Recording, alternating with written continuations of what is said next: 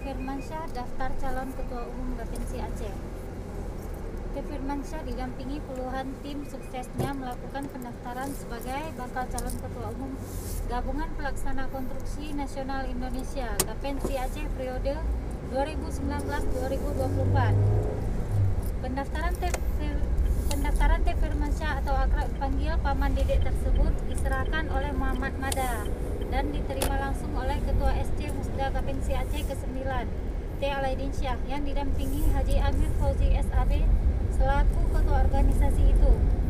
Dalam keterangannya kepada Paman Dedek dan para tim suksesnya, T. Alaidinsyah mengatakan bahwa dari berkas yang telah diteliti pihaknya, syarat yang telah ditetapkan oleh panitia telah dipenuhi seluruhnya oleh T. Firmansyah, dan dengan begitu maka bersangkutan telah dapat ditetapkan sebagai bakal calon Ketua Umum Bapinsi Aceh periode 2019-2024.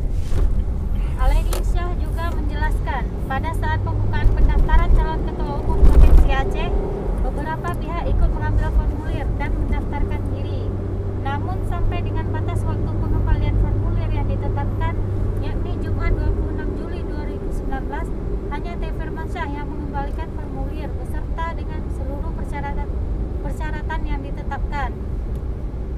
Jika sampai hari ini tidak ada lagi calon yang mengembalikan berkas formulir pendaftaran, kata Alaidinsyah, dimungkinkan T. Firmansyah adalah calon tunggal dan pada saat musda nantinya langsung dipilih secara aklamasi. Kemungkinan pemilihan Ketua Umum Bapinsi Aceh akan berlangsung aklamasi, katanya.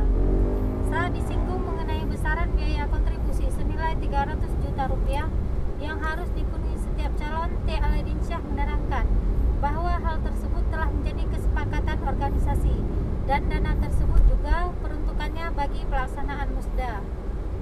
Sementara itu, Ketua Umum Bapinsi Aceh Haji Amir Fauzi SAB mengharapkan pelaksanaan musda ke-9 ini melahirkan kepengurusan yang lebih baik dibandingkan dengan periode dirinya saat memimpin organisasi ini.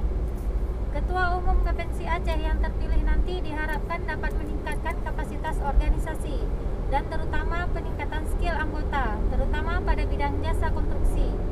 Sebab katanya tantangan ke depan semakin kompleks dan dinamika perubahan zaman menuntut setiap organisasi harus mampu beradaptasi.